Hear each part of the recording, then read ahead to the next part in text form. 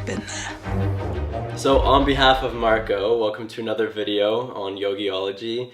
We just finished watching Star Wars The Last Jedi and we loved it. Yes, we did. Yeah. Spoilers ahead. If Yeah. you haven't seen the movie, don't watch this video or watch it later because we're gonna go heavy into spoilers. If you haven't seen the movie, go and watch it now. That's the priority. Yeah. So in this video, we're gonna be exploring the spiritual dimensions of the movie, the notion of the rainbow body from Tibetan Buddhism, and how Star Wars has taken that to give these different powers to the Force, like when people astral projects, but like physically, or how is it possible that Luke Skywalker just vanishes at the end of the movie? So that type of thing. That's what we're gonna be talking about on this video. And here I'm with my good friend James, a fellow counselor. He is also doing his master's degree in spiritual psychotherapy. Yeah. And he's also an actor. You can see him on the TV and on movies at Cineplex. He's doing a commercial by the government of Canada and not smoking marijuana and driving. Yeah, don't do it, guys. It'll kill you. Killed me in the commercial, so Exactly. spoilers for that too. And I'll just put his social media links on the description below. So yes, the movie. Yeah, I think it's pretty interesting how, because I usually just, especially with Luke's death, again spoilers, but like I just imagine him becoming one with the Force, and it sounds like you've got some more elements to that and ideas concerning, I guess, Buddhism or Eastern religions. Yeah, no, exactly. So there is this concept in Tibetan Buddhism that it's called rainbow body, which is similar to other concepts in other mystical traditions like Christian mysticism and yoga, Kabbalah, things like that. So rainbow body is a practice that Tibetan monks do for years and years and years. And supposedly what happens is that you get to such levels of consciousness that your body disappears and turns into light. There's supposed to be some evidence. There's supposed to be evidence of Chinese soldiers when they were invading Tibet, going into monasteries, and they saw this man, this Tibetan monk, who was shrinking and shrinking in size before their eyes, and when they tried to capture him, he was just gone, like disappeared before his eyes. There's some stories about that. I don't know how real they are, but I will give my interpretation of them on the rainbow body. And so I think what they did in Star Wars is they took that notion of turning your body into light by the Force or by spirituality, the way Luke does. So I think that's what they were trying to portray here. It was kind of an homage to the rainbow body of Tibetan Buddhism. Also is related to, have you heard of like saints throughout other traditions where their bodies don't corrupt or they don't smell like for days? No. For months? No, which culture or religion is that? So in actually just in Catholicism, there's many saints that it seems that after weeks and months later, they just don't smell and they don't decompose until they bury them or then they burn them. But they just, it's supposed to be their mystical experiences are so intense that it translates into the body and the body becomes like this spiritualized. And sometimes they smell like flowers instead of smelling like death. Or also when they burn them, also in Tibetan Buddhism, when they burn their ashes, there's some relics that they remained after they're burned. So there's like these bits and pieces that they just were not burned. And actually, throughout the world, they have this exposition of the relics of the Buddha, of the Sakyamuni Buddha, like the historical Buddha, who they travel with these relics around the world, and it's supposed to be this very powerful experience of just going and seeing these remains of the historical Buddha. So basically what you're telling us is that when Luke disappeared, it smelled like flowers. Maybe. Yes. Yeah. We could not smell it, but maybe. yeah. But yeah, that's interesting. That's interesting because we saw a similar thing with Obi-Wan in Episode 4, New Hope, where Vader was like, "If you strike me," or he said, "If you strike me down, I'll become more powerful than you can imagine." And then Vader strikes him down, and then he disappeared, similar to Yoda, similar to Luke. And I guess Yoda did the same thing in Episode 6, where he disappeared and became one with the Force. So I guess that's been around for many years, but it all dates back further, and it's been influenced by older ideas. Older ideas, older concepts, for sure. And I think in the movie there's like two distinct things. One of them is that just like Obi-Wan in Episode 4, he just vanishes when he dies. The same thing here, Luke vanishes when he dies. The other one is a new concept where Luke Skywalker can astral project himself. And I talk much more about astral projections in the other video of Doctor Strange, especially the first video. But in this case, besides just astral projecting, he appears physical and he can move and like interact and touch others. The same way Kylo Ren does with Rey and vice versa.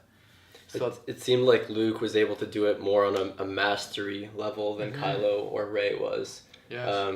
He was able to sort of engage in that brief little battle with Kylo at the end. But I guess when it got to the point of them physically touching, or at least when Kylo tried to stab him with the lightsaber, then it went through.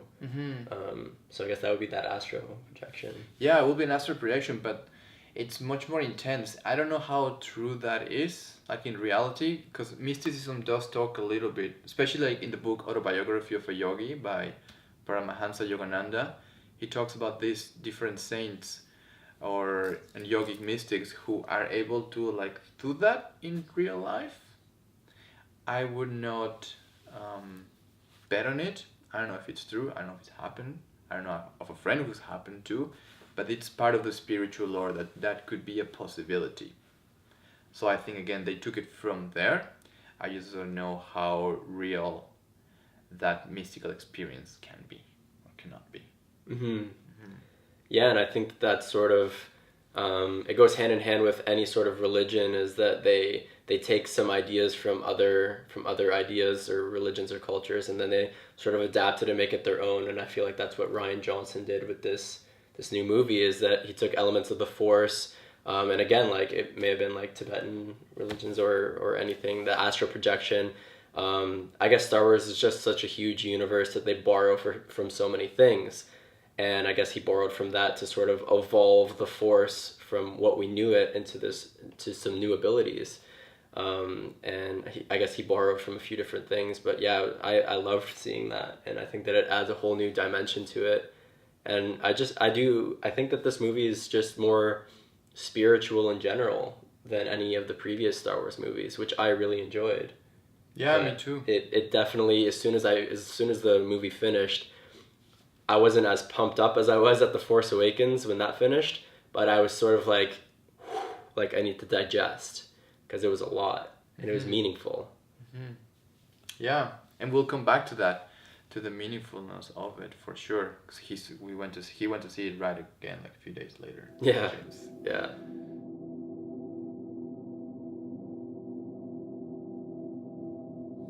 There's this concept in yoga called Maha Samadhi, which is related to the fact that, I don't know if you guys heard or you guys seen, or you, James, where people are older and they say they're 80s or 85 or something, and they just consciously decide to die. They're like, that's it. Or they let themselves go, as is usually said in hospitals, when they're like, yeah, like this person just let themselves go. So have you heard of someone? I haven't heard of the specific term that you used, but I am familiar with that idea. And I feel like there could be some legitimacy to that. I do kind of believe in that. It's not surprising to me at all. Or even just when I guess a couple would grow older and then one of them goes, the other one goes pretty soon after that. And I think that they're very related.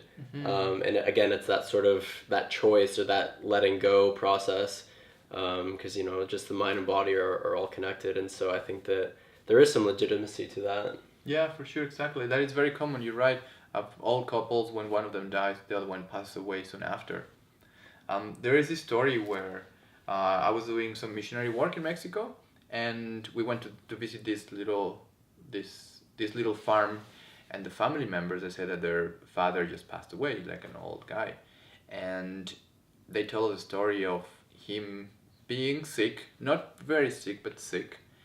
And then one day he just asks one of them to walk him outside of the little house, and there walk them out. He looks at the trees, gives his son a hug and says like, "Goodbye, Lord, this is it." And he dies in his arms. It's like kind of he knew he was gonna die, and he decides to die right there. It's pretty crazy. And it's related to Maha Samadhi. Maha means the greatest, and Samadhi is like an enlightenment experience. So it could be seen like the greatest enlightenment experience. That's how it literally translates from Sanskrit. Where yogis, they plan ahead. They're like, okay, this week, this day, I am gonna have my Maha Samadhi. So they tell their devotees, they tell their disciples or whoever wants to come, and they have this ceremony, chanting, meditation, all of that. And then at the end, the yogi just decides to die. Sometimes there's not like a physical problem to them or an ailment, but they just sit there and they exit their body willingly. So they're just sitting, and then they exit their body, and then their physical body just dies. So I guess that sort of ties into that idea we were speaking about earlier, where Luke disappeared, when they make that conscious choice. And do they just sort of dissolve into the air, or? No, their physical body stays. It's like, okay, from the outside looks just like a normal death, but the person is just like sitting, usually in meditation posture, and then poof, goes away, and the body remains. Okay. Yeah. Cool, huh? Yeah. Maha Samadhi. There, if you guys are interested, there is a story of Yogananda, again the same book, Autobiography of a Yogi, where they describe his Maha Samadhi happening in California. Actually, maybe it may have been the first Maha Samadhi in the Americas. Yeah, so you can check out that book. It's a really beautiful book.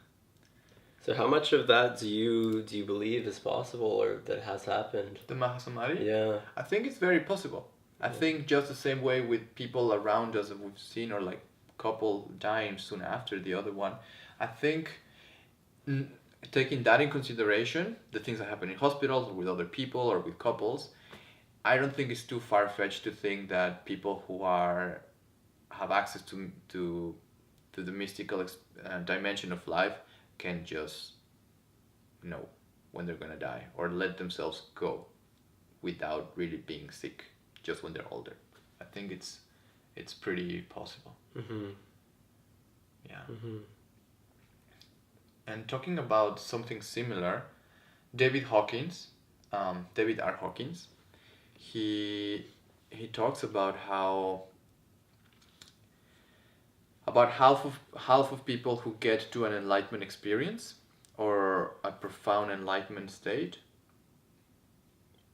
to that level, not just as a stage, because there's two things, like Ken Wilber says. Ken Wilber says there's stages and states. So a state of enlightenment will be having a mystical experience, a non-dual experience that comes and goes for a little while.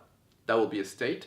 And a stage is when that person is able to access that enlightenment experience as often as we can access language consciousness. Like, we're not talking all the time, you're not talking right now, but you can access it at any moment. Mm-hmm. So that's what Ken Wilber describes as an enlightenment stage. Would be someone who can access that whenever they can, whenever they want. So that's what Hawkins is saying. When someone goes to that stage of a stage of enlightenment, that half of people die.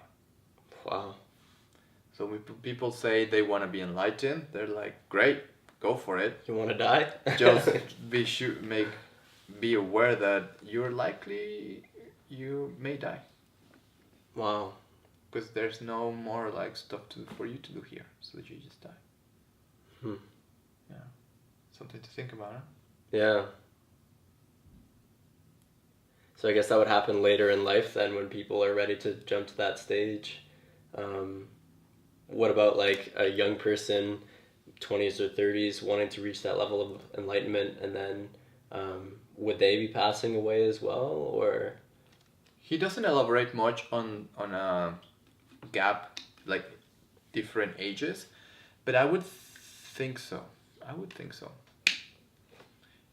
Like the only example that comes to mind is Ramana Maharishi, who when he was very young, he was in his teens, if I remember correctly, he started to having very deep enlightenment experiences, but he didn't die. He remained alive, and then he told his parents, like, you know what, I'm off. I'm gonna be a yogi. And the parents are like, what are you doing? So he goes off, goes to a cave, and this like holy mountain where there's like lots of other yogis meditating and stuff. So one of them sees him, that is this little kid, and decides to feed him and take care of him, and then so he wouldn't die. This yogi felt like the right thing to do was to feed this kid, even though he knew that this guy was going into deep states of enlightenment. He decided to feed him, and he remains in that case. And actually, like an ashram starts to be built around him. He didn't want anything. He just wanted God. He just wanted like to be one with everything. Mm-hmm. But life had other plans for him, so an ashram forms around him. So in that case, He didn't die. Yeah.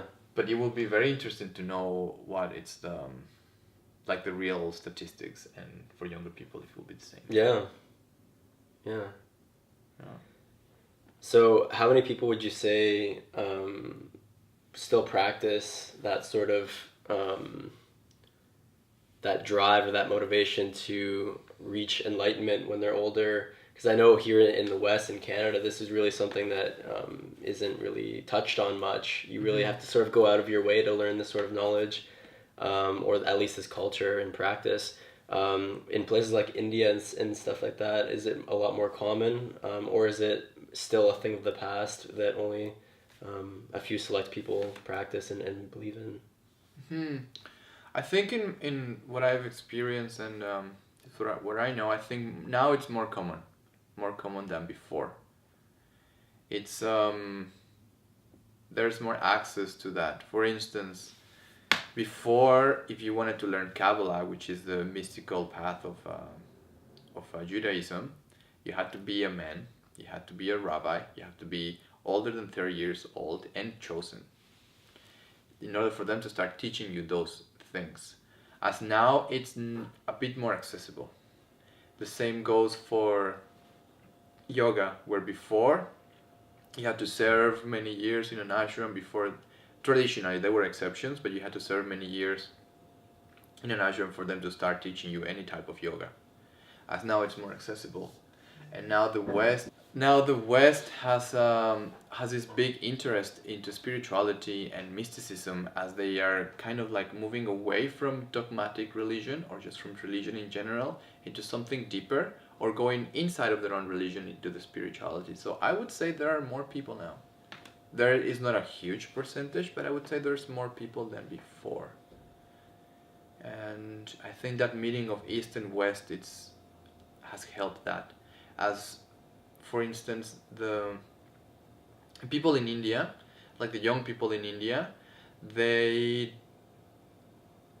what they find cool is everything that is Western. But now, so they, for a while, they like stopped putting yoga on the side, like, this is like what my grandparents do, like, I don't, this is not cool. But now that the West really, it's going deeper into yoga, deeper into spirituality, even Indians are starting to again look at their own yoga, look at their own meditation, not as something that their grandparents do, but as something like the world is doing. So I think it's more common now.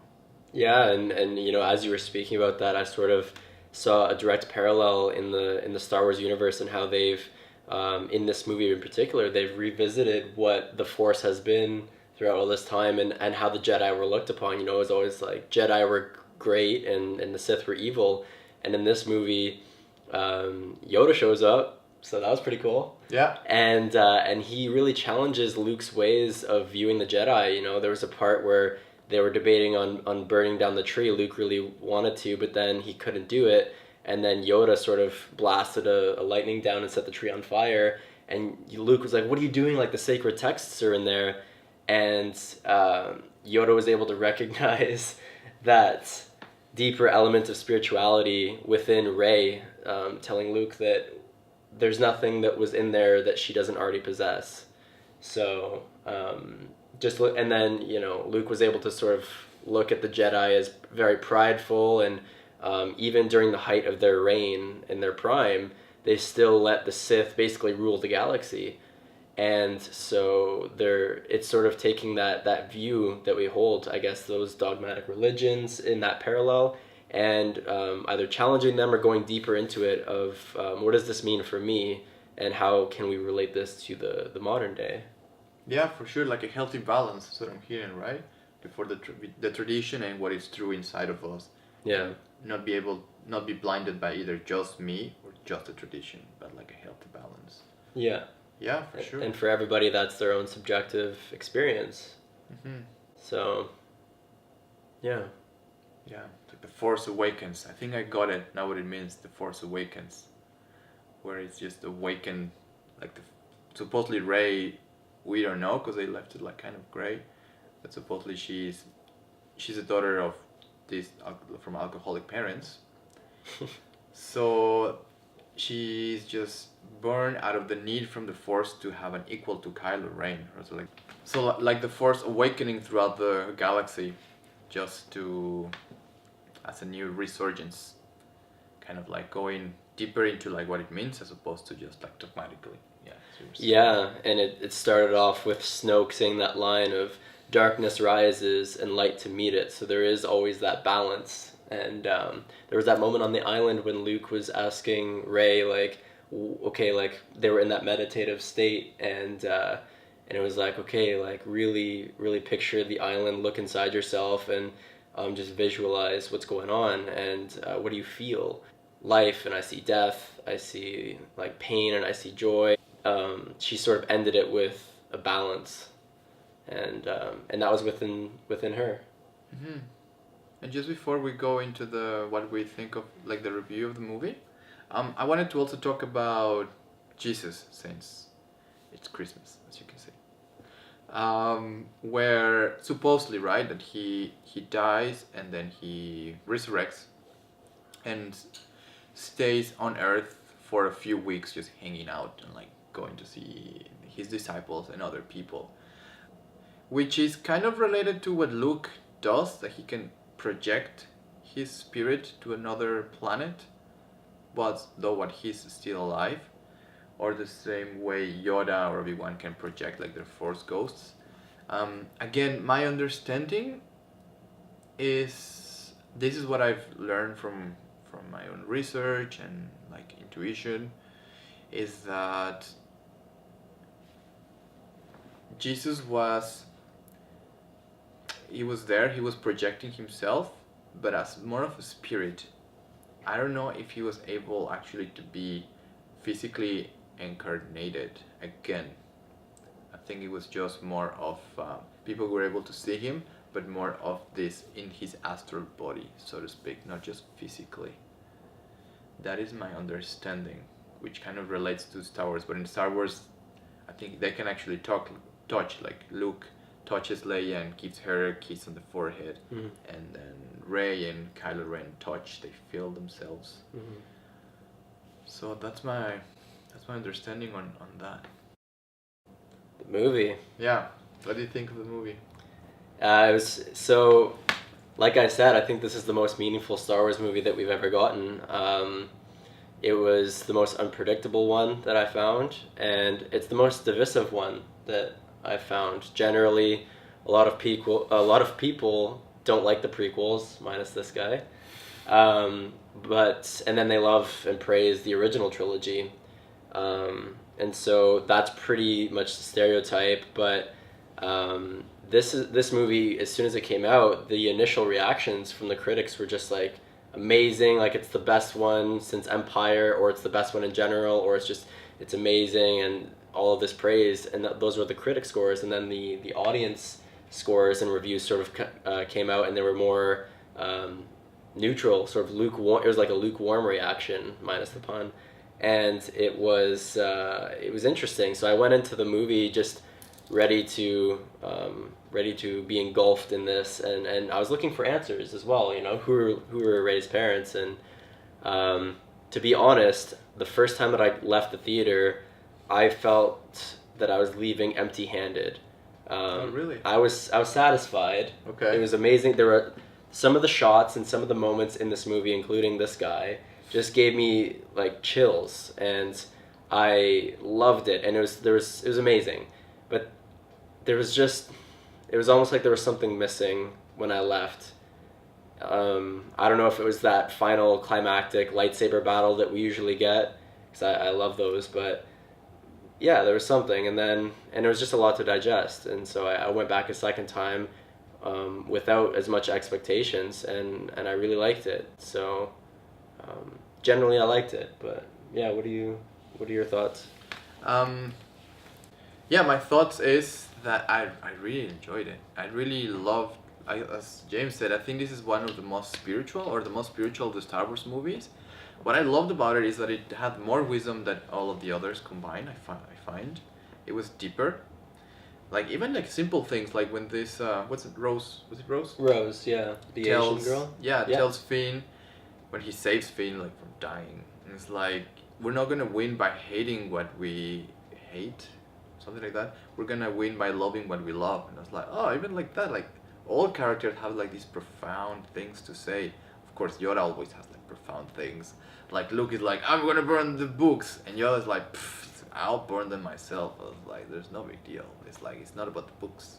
They weren't page turners. They were not page turners. They are not. They are not. Yeah, so Yoda, hilarious. There was another quote that he had that I loved, and it was something along the lines of, that is the burden of the master, is that we are what our students grow beyond, which is really true, and it's really,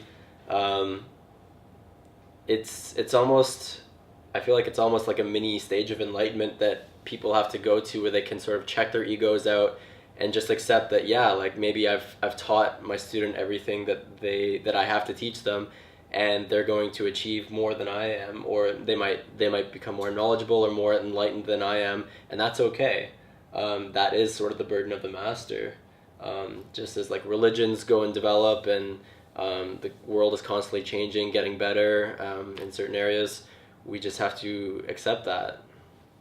And that sounds like what Luke was struggling with, was he had these certain rigid ideas of the Jedi, and then after speaking with Yoda, he was able to accept that, Rey is probably more powerful than I'll ever be, and maybe that's okay. Yeah, exactly. Have the humility to recognize that and help her through that, which he stumbled upon because he was bitter for some reason. So yeah, I really like the wisdom part, and I also really liked how funny it was. Yeah, it was like really funny, but it wouldn't cut the moment or make the moment go like downhill after something dramatic will happen, but it would just accompany it. I really liked that, and it was like self-aware. I was just a bit worried at the beginning of the movie when the Nazi guy, what's the name of the General Hux. General Hux is just like kind of like being funny or laughing, and it's like, what are they doing? That this kind of looks like an SNL sketch, but then after a few moments it shifted the tone. I was like, okay, this is great. I was not ready for another Star Wars disappointment. So I really loved that. I really love the performances and how, like, I don't know, like Kylo Ren and many of them, they were like very, very able to, especially Kylo Ren, to portray really complex emotions, and I bought them. So I really like that part. Yeah, because that's a sort of debate that we have all the time, is that I love Kylo Ren, and I have since The Force Awakens, and at first Marco wasn't a big fan of Kylo Ren, but I feel like in this movie he sort of won him over and showed his complexities. And again, speaking to that performance aspect, I think that the acting was really well done, keeping in mind that this is Daisy Ridley's, like, she just started acting, the main character Rey, and the chemistry that her and Adam Driver, who plays Kylo Ren, the chemistry that they have in this movie just 100% sold me, you know, in those moments where he was projecting to her, and they would touch hands, or they would just have those conversations telepathically. Mm-hmm. It was amazing. I bought it all, and you really do see the struggle that he's going through, because just as there's a balance within Rey, there's a balance within Kylo, and right now he's really feeding into the darkness, but he has the light within him. But even since The Force Awakens, we've seen that struggle of him fighting it. Whereas with Darth Vader and with the evil Emperor, the traditional bad guys as we know it, we just always sort of see that one layer of evil, and then obviously like Vader turns at the very end. But with Kylo, we can really see less black and white and more gray area, and that's very interesting because it's new, and not everybody likes that. But I think that as these movies go on, people are starting to warm up to the idea and really see how human these characters are. As much as this is a story in a galaxy far, far away, this is a very human story, and it's a family story. And yeah, it's dramatic, and it's complex. Yeah, and I think the actors were really good at it, like really good at portraying that. So I really like that as well. What else did I like? I really like. A lot of people I've seen reviewers don't like the casino scene. Yeah. What's the name of the planet? It's on Canto Bight. It's that casino scene that Rose and Finn go on. Yeah, Canto Bight. They I really liked that. I thought it was funny and a bit more. It was more like awe-inspiring because everything was like so crispy and nice and like rich. So that was really fun. And when I was seeing that in my head, I was remembering I was with one of a good friend of mine. I was hanging out with her and her son. And her son is like 7 years old, and we were just talking about YouTube and movies and stuff. And we saw an image of Jar Jar Binks. And he's like, oh, I love that guy. He's my favorite. He's so funny. Isn't he, Marco? And like, you know what people say about Jar Jar Binks. So I was like, yeah, sure. He's very fun. So I think sometimes we forget that they're for kids. And like, I think we should just be grateful that they're making them for kids and for adults at the same time. So these kind of scenes are for the kids. The kids are going to love them. Even though like older critics are be like, oh, like this is ridiculous and what's up with this little creature? It's like, yeah, but kids love them. Yeah, so I think it's a good balance. Yeah, I completely agree. And like there was that scene where that little alien dude was like shoving coins in BB-8 like it's a machine in the casino. But I completely agree. Is that we grew up. I mean, I grew up on the prequels, and so at the time I probably thought Jar Jar was hilarious. And you know, that's the beauty of Star Wars, is that like a 5-year-old kid could go into that theater and an 85-year-old man could go into that theater, and they both leave having had a great time. And that's what the beauty is about Star Wars, is that it's a big family across the world. It's a huge fan base, and the reason for that is that the diversity and the balance within it of not only just wanting to appeal to everybody, but having meaning within it, and not having just superficial laughs. I find that Star Wars generally has pretty good humor. I mean, Jar Jar was a little superficial, but the whole, like in The Force Awakens, like BB-8 doing the thumbs up, like that's something a kid would laugh at, but that's something an adult would laugh at. And I do believe that these movies are sort of geared towards kids, but that movies such as The Last Jedi, where it has so much meaning, it's really good because it's a great medium for these kids and as well as adults to not only experience the humor but also to experience wisdom. So yeah, no, for sure. So I like that. Like I saw Coco and I loved Coco. Coco is a kids movie, but it's not just for kids and adults. So I think people go to Coco expecting it to be to kids, and maybe they're gonna like them as adults. And I think when we go to Star Wars, we forget that it's primarily a kids movie, and if you an adult liked it, then that's great. But it's a kids movie, and when they are able to, like, I think, appease both audiences, adults and kids, it's when they really strike gold, which I think that's what they did with this one. Yeah, and just to add to that, again, that sort of risk taking that was huge in this movie. Is this is not going to go the way that you think.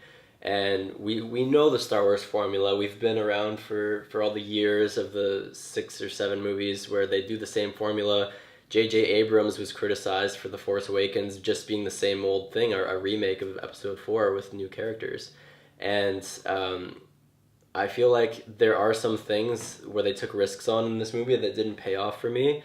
I liked the Canto Bight scene. I love the mystery and the lore of the Star Wars universe, the creation of these wonderful characters, even if they're just in a casino for a moment.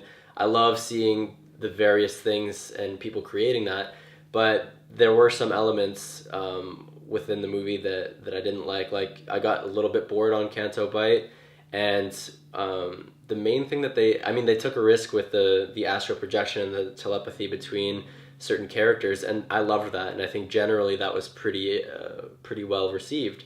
But for me, and I know this is pretty divisive, what stood out for me was the near-death experience of Leia, where Leia got blown out of the starship or the space station, whatever it was, and then she does this like Superman, Mary Poppins type thing where she floats back to it. And again, I have to respect the director and respect the creative process for taking risks, because that's how we land on amazing discoveries, such as the chemistry between Rey and Kylo that was brought to a whole new level with this telepathy and astral projection, especially with Luke as well. So I love, you got to respect that they take risks in that regard, and when you take risks, not all of them are going to pay off. So to be honest, when I first watched the movie and Leia had that moment, I kind of turned over and laughed and said, like, are they serious right now? And it took me out of the movie. But I was so deeply enthralled and wrapped up in the movie during other scenes where they took risks that paid off. And so that's me nitpicking, and I think that that's normal, and I think that Star Wars fans go in with so many expectations, and this needs to be the best thing ever, and just because of one or two risks that didn't pay off, then like it's a crappy movie compared to the rest and all of that stuff. I think that you need to respect the direction that it's taking and be at peace with it, and be accepting of it, just as Luke was accepting of this new idea of the Jedi, that it's not this dogmatic formula that always has to play out the same way. We're sort of evolving with our culture, but also just with the Star Wars movies. Yeah, for sure. Like, they took risks, and I appreciated that. I appreciated taking risks. Again, it also took me a little bit out of the movie. It's like, wait a minute, like, what's Leia doing? I was like, and what just like James said, they did a lot of unexpected things. It's like, Carrie Fisher is dead, so we thought she was gonna die in this movie, but she doesn't. Like, she did so unexpected things. Like, it literally got me in the edge of my seats for a few scenes. Like, what's gonna happen now? I had no idea. It was such a fun experience, and we saw it pretty late at night. Like, the second time I saw it, the first time I saw it, the second time James saw it, and it was such a joy watching it. Yeah, this movie was a roller coaster of emotions. Like, the first scene with the bombs, they're trying to deploy the bombs into the center of that starship, and the First Order is just taking out all the rebel ships, and they don't know if they're going to get the bombs there, and then they finally do, but then the guy's passed out, and then she falls, and it's just this whole thing of them just trying to do this one mission. And I loved how things happen that you didn't expect, such as I didn't expect Leia to get blown up like that. Yeah. And then when she did and she came back to life, I didn't expect that either. But just at the end on that scene on Crate is the salt planet with the sort of red residue that happens when you step on the ground. But when the rebels, I guess they're called the Resistance in this franchise, they are literally backed up to their very last base, and the First Order's coming in with all their guns blazing. And at the end of the movie, after Luke does his thing and gives them time to escape, they have like a handful left. They have a handful of people left. And it sort of ties into the idea that Rogue One built, which was, rebellions are built on hope, and it doesn't really matter the size of your army. They just have a handful of people in the Resistance now going into episode 9, but that's all that they need. And it's like, we're the spark that's going to light the fire to burn this whole thing down. And it was really, as much as it was a meaningful movie, it was also that classic Star Wars feel of just like hope, and we can do this no matter how like small of an army we are and how big the Empire, the First Order is. Like, there's always that hope, which is meaningful for me as a psychotherapist or just as a person. Mm-hmm. That is true. The hope that is there, that is touched on and so much on Rogue One, and yeah, just really enjoy the movie. at the same time, I was like, I really wanted to know Rey's parents, and that they would be like, because George Lucas always said that it's about the Skywalker family. Yeah. I was like, she's not Skywalker. Well, I don't think she is. They left it a bit iffy, but it seems that she's not. Or like Snoke, what's Snoke's story? I wanted to know Snoke's story. But when I was watching the movie, it was so fun, but at the end, I didn't really mind much. It was just later that I was like, oh yeah, who's, like, really? Is that Rey's parents? It's like Snoke? We know nothing about Snoke. So those type of things I wanted to know more. Yeah. But overall, really enjoyed it. Yeah. And yes, I did like the prequels. I mean, I was raised with the prequels. I was 12 years old. So was I. Yeah. I was 12 years old when episode 1 came out, so for me it was just like, I was just in love with them, and... They have amazing moments within them, whether or not people want to say they're good movies or not. I don't think that there's much dispute, or any dispute really, that there are amazing moments within the prequels. And yeah, speaking to Snoke, I mean, a lot of people I think are criticizing the fact that, oh, he was underused, and Andy Serkis, the guy who plays him, is an amazing actor, and I was almost taken out of it that like that was a CGI character. Like the expressions, everything they captured through Snoke's character was amazing. And again, this movie takes risks, and it would have been easy to assume. I mean, I was going into the movie assuming that yeah, Snoke is just gonna like weasel his way out or stay behind the scenes until the end of the movie, and then he might die in episode 9, and it might be Kylo that kills him as he turns good. But no, this movie, like, they build Snoke up, and then in the middle of this movie, I think it was the middle, or maybe even before the middle, Snoke dies, and it's just like I didn't see that coming. So shocking. And I love that, because that, like, how many times do you go into like a romantic comedy or something like that, being like, okay, this is where they're gonna fight, and then they're gonna like make up at the end, and it's gonna be a happy ending. Like, you know the formula, and especially with Star Wars having done the formula over and over, I really respected that they did this. Yeah, it would have been cool to learn more about Snoke, but I love that scene. That was probably one of the best scenes in the movie, was Kylo and Rey teaming up. And although we didn't get a lightsaber battle, which sucked for me, that scene was probably one of the best scenes in the entire Star Wars saga. That slow motion, them teaming up, and I was on the edge of my seat. Like, I almost stood up. It was surreal, but just the fact that Kylo was able to kill Snoke, and we didn't see that coming. This big emperor just gets offed like in the middle of the movie that we didn't see coming. I really respected that, and like I said, I would have liked to learn more about him, but ultimately if I had to choose, I prefer this option, because I do think it's evolving, and I like that. Yeah, and we may get a real explanation later on from a movie or from another show. Like, supposedly, like, this able to project yourself physically comes from Rebels. I haven't been watching Rebels too much, but supposedly it comes from there. Yeah, it was a... Keep it up, Disney. We loved it. We did. Never mind what some of the haters are saying. I know. Haters gonna hate. Haters gonna hate. Hello, my dear friends. Thank you so much for watching this video. We really hope you enjoyed it. If you have any questions or comments, please let us know in the comment section below. And make sure to like this video, share it if you think anyone can benefit from it, and subscribe to our channel if you haven't, so we can keep you updated on more awesome videos on yoga, mindfulness, spirituality, psychology, etc. Thank you so much.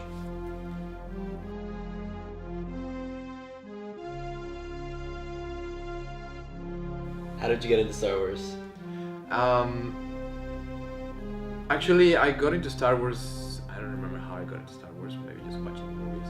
But I got into spirituality and meditation. One of the main things is because of Star Wars, because I would see this Jedi, which was like half samurai, half yogis, half like Tibetan Buddhists, like spiritual warriors. So like, I was just so in love with the idea. Yeah. And then when I was seeing like Yoda meditating in his like little meditating cushion, or his spaceship, that it was just this huge lounge, and him meditating in the center, I was like, that's it. Like, I want to be that. I want to learn that.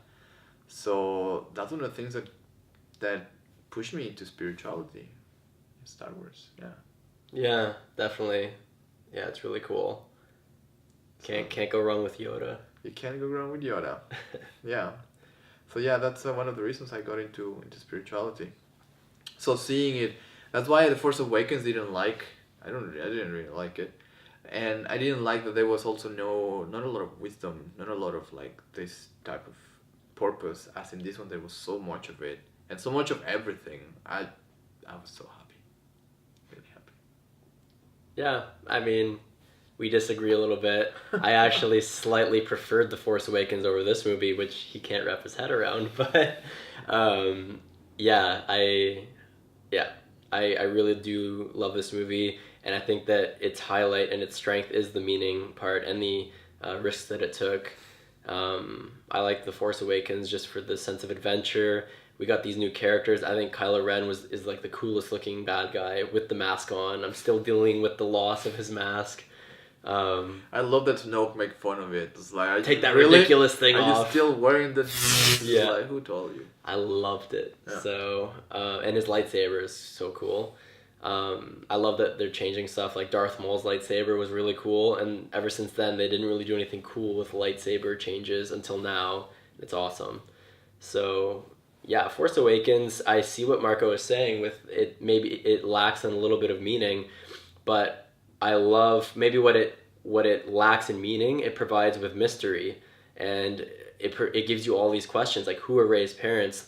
Where did she come from? Where's Luke? Like, what's happening with Luke? What happened to produce Kylo Ren? Because Han Solo sort of explained that there was the Jedi Temple, and then one of them went bad, and then the Knights of Ren were created, and it made me just want to see all of this and just fantasize about all of this and think about like, man, what was it like, and how did so much turmoil happen? How did Snoke start manipulating Kylo? And so for that sense, I loved it, and it really made me delve into the lore, even just in my own mind. And there was just so much mystery, and again, some people are saying that they wish that whole casino scene was just cut out of the movie, like the 15 minutes of that planet. This was the longest Star Wars movie that we've seen, and a lot of people think that it could have been trimmed a little bit. With The Force Awakens, I felt that non-stop, you're on the edge of your feet, like so much entertainment. Yeah, so I'm just really excited for episode 9. It has a lot of hype to live up to, I guess, because there's just so many questions, and people just love Star Wars and they want to see it do well. And this was a divisive movie, and J.J. Abrams is directing the next one. He might be able to bring it back home and make it a universally loved movie. We'll see. I hope he doesn't screw it up again. And just does like Return of the Jedi. Yeah. Like rehash Return of the Jedi, but now instead of Ewoks, you have porgs, which porgs are great, but I find like then to make the same story. I hope he doesn't screw it up.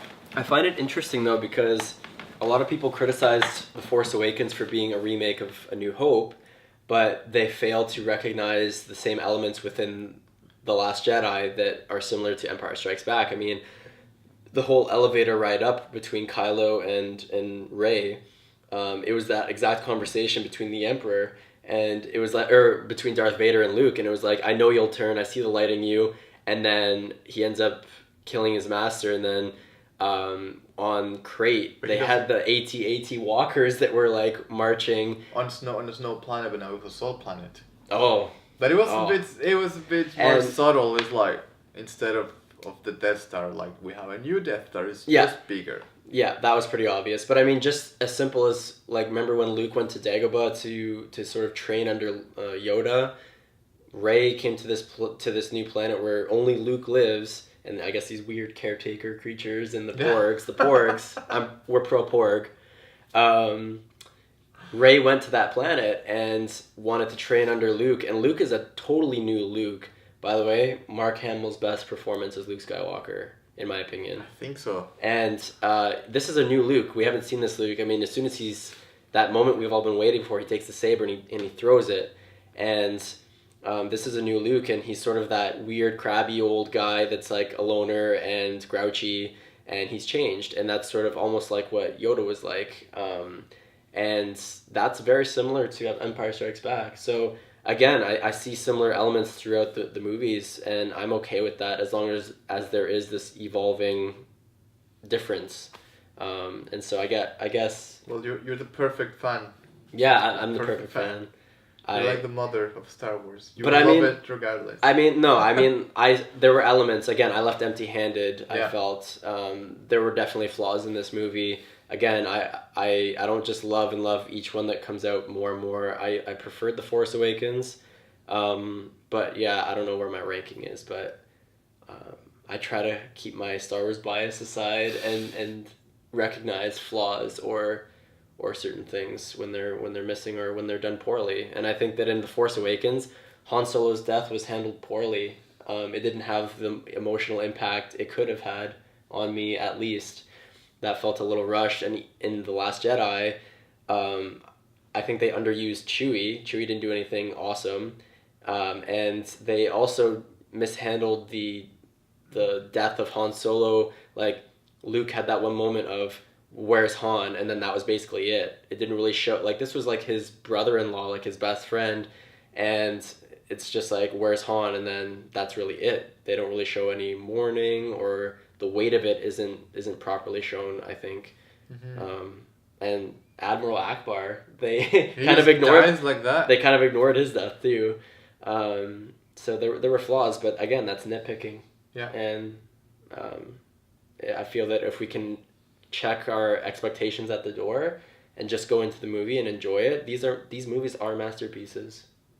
Like historical events, I was telling James, I feel like going to be part of history just by going to the movies. Yeah. Do you have anything else to say? I love this movie. It doesn't have its perfections. It has its flaws, but this is the most spiritual and meaningful movie of the Star Wars franchise, for sure. And I like the integration that they've been doing with it, the complexity that they've been adding to it. And I loved learning about what you had to say. And I hope that not just in Star Wars, but in further movies and even maybe different forms of art like music, we can start to see more implementation of this, and that you can sort of explain that and shed some light on it. So yeah, for sure. So guys, you want to be a Jedi? Start meditating. Number 1. Yeah. And thank you so much for watching this video. I'm gonna put the link in the description for our Patreon page in case you wanna help us out. And just let us know what you thought about the movie. Comment below and just send us your comments. And thank you so much, guys. Welcome, guys, to another video. See, this is where I get stuck. Welcome to. Okay. Do you want to delete all that footage now and just start fresh? That's fine.